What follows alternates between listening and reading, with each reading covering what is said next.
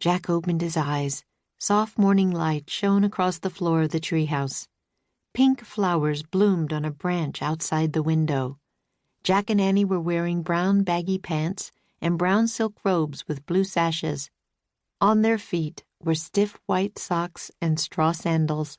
Jack's backpack had turned into a burlap bag. "Are we wearing bathrobes?"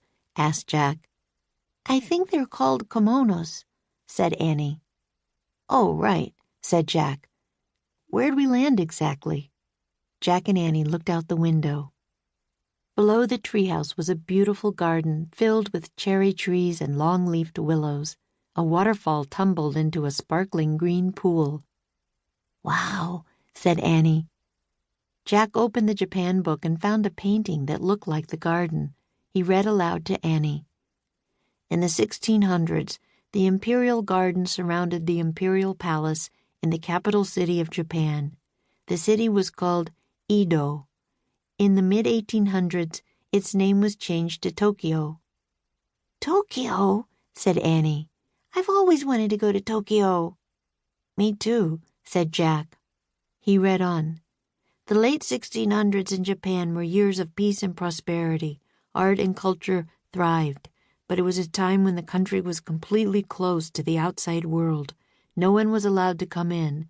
The citizens of Edo were frequently checked to make sure they had passports." "What's a passport exactly?" said Annie. "It's an official booklet that says who you are," said Jack.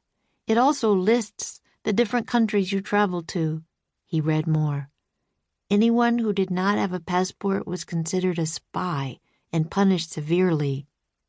"Uh-oh," said Annie. "We don't have passports." "Yeah, that's a problem," said Jack. "Hey, what if we use the wand of Dianthus to make passports?" said Annie. "Good idea," said Jack. He peeked inside his bag. Good, the wand of Dianthus was there.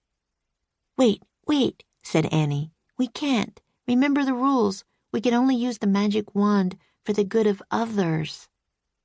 "Oh, right," said Jack.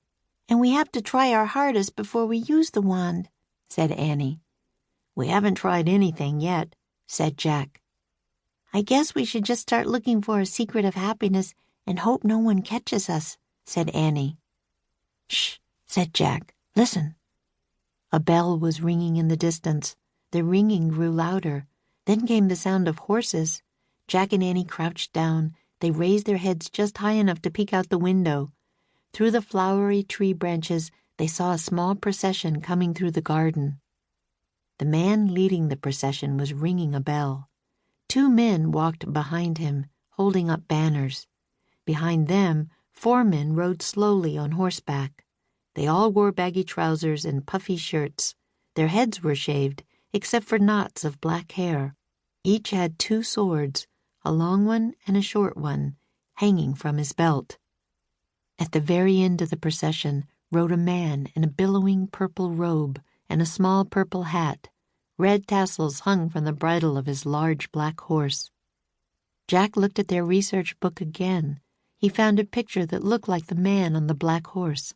He read the caption to himself. In the 1600s, the military ruler known as the Shogun lived in the center of the imperial garden in a palace that had hundreds of rooms. "That last guy is a shogun," Jack whispered to Annie. "He lives in a big palace in the garden." He kept reading. Often the shogun's warriors traveled with him. They were called samurai. "Oh, man," whispered Jack. "Those other guys are samurai." He and Annie had barely escaped an armored samurai on their earlier trip to Japan. Samurai were excellent horsemen, well trained in the arts of fighting. The code of the samurai was strict. Samurai did not show their feelings. They had great powers of concentration. "They're gone," said Annie. Jack looked out the window. The shogun and his samurai warriors had disappeared down a tree-shaded dirt road.